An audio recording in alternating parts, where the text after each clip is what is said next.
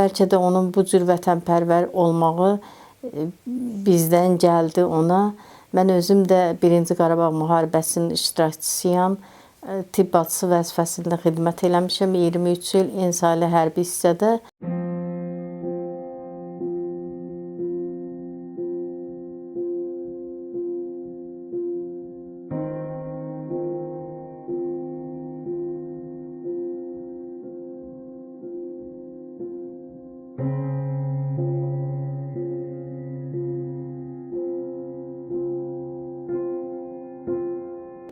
Zaur İsmailzadə 2-ci Qarabağ müharibəsində şəhid olub.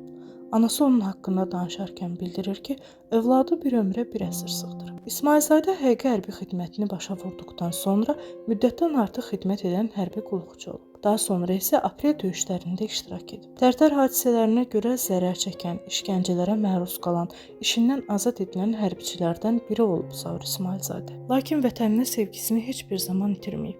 Buna görə də Tovuz döyüşlərində və 2-ci Qarabağ müharibəsində iştirak edib. Yalnız ölümündən sonra xidmətləri az da olsa dəyərləndirilib. Şuşanın, Füzulinin azad olunmasına görə və cəsur döyüşçü medalları ilə təltif olunub. 2011-də həqiqi hərbi xidmətə, əsgərliyə getdi. Hərbi xidmətin başa vurduqdan sonra gəldi. Müddətdən artıq hərbi qulluqçu kimi Ensali hərbi hissədə işə girdi və işləyirdi orada.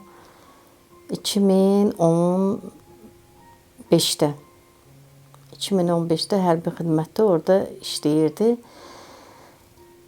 Elə o ərəfələrdə onun işlədiyi müddət ərzində aprel döyüşləri baş verdi və onlar aprel döyüşlərində iştirak elədilər. Mən neçə vaxt ona zəng elədim, zəng çatmadı, heç bilmirdim də o döyüşə gedib. Mən elə bilirdim öz yerində xidmətdədir. Çox təəssüf ki, həmin döyüşlərdə iştirak eləyənlərin çoxu Tərtər hadisələrinin qurbanı kimi getdi. O qurbanlardan biri də Zaur idi. Zaur martın 31-dən 2017-ci ildə martın 31-dən aprelin 7-sinə qədər işgəncə görənlərin arasında olanların da biri Zaur idi. Onu heç bilmədim, zəng eləyirdim, zəng çatmırdı, telefonları bağlı idi, heç bilmədim mən onları, heç kimlə də əlaqə saxlaya bilmirdim. Özü bu hadisələri xidmətdən azad olandan sonra sadəcə olaraq adın gedibsə burada, sən də bu bölükdə olmusansa, hardasa, nədənsə xəbərin var. Çox şey demədi mənə. Bəlkə də utandı demədi, bəlkə də özünə sığışdırmadı demədi. Bilmirəm, həqiqətən də mənə çatmadı o ki, o çox şeyləri mənə demədi. Bu barədə qısa bir dedi ki, güya ki, uşaqlardan kimsə satqınçılıq eləyib, həmin bizim bölükdə olan uşaqdır. Mənə də deyirlər ki, sənin ola bilməz ki, bundan xəbərin olmasın. Kiminsə əleyhinə ifadə versin, o uşağın hökmən haqqında sən nəsə bilirsən, deməlisən. Deyirdi, ana, mən onları sənə desəm, sən dəli olarsan. Onları mənə deyə bilmirdi. Mən özüm 2-ci korpus komandiri Bərxudarovun qəbuluna belə getdim. Şükür Həmidov mənim iş yoldaşım idi. Mənə görə o girdi, ondan xahiş də elədi ki, bəs inanmıram da başqa bir şey ola bilər. Bu uşağı işə qayıtması üçün qayıtmaya dedi ki, nə deyirsən, mən tüpürdüyümü yalayım.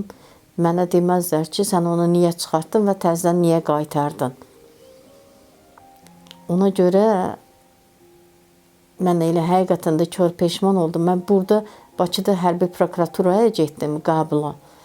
Məni köhnə bir iş yoldaşlarından gördü və məni çəkdi otağına, dedi ki, get sakit-sakit otur otağın evində, bircə balığı qurban vermə. Elə bir böhtan atarlar üstüvə, uşağımın üstünə. Babşı əlindən çıxar, heç nə eləyə bilməzsən. Odur ki, sakit-sakit ged otur evində.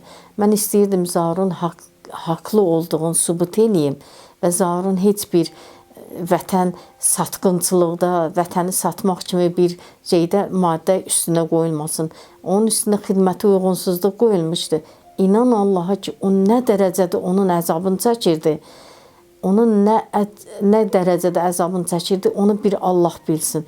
Tovuz döyüşləri başlayan ərəfələrdə o öz başına çıxdı getdi ki, ana mən orada olum ki, birdən desələr ki, döyüşdü, qoy mən buradan ora gedincə gec olmasın.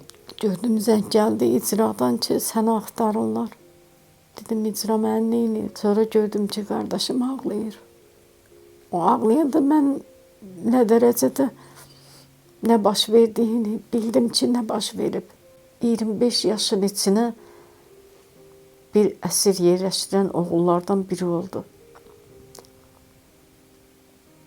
Çox səmimi, çox uşaqları o qədər sevirdi. Uşaqları o qədər sevirdi. Allah haqqı. Arzuları ürəyində qaldı. O şəhid olandan sonra hələ əvvəlcədən şəhid olmamış bir dənə də Zaur adlı komandirlə dost olub, saatın ona hədiyyə eləyib.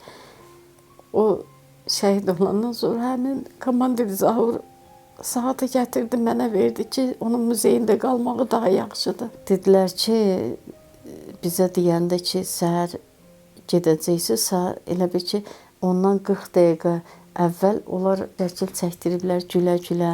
40 dəqiqə sonra döyüş başladı deyir. Ondan sonra mərmi, bunlar da hücuma keçən ərəfələrdə düşmən də mərmilər atıb, mərmi gülləsindən sol tərəfdən kürəyindən dəyib, böyrəyinə qədər zədələyib.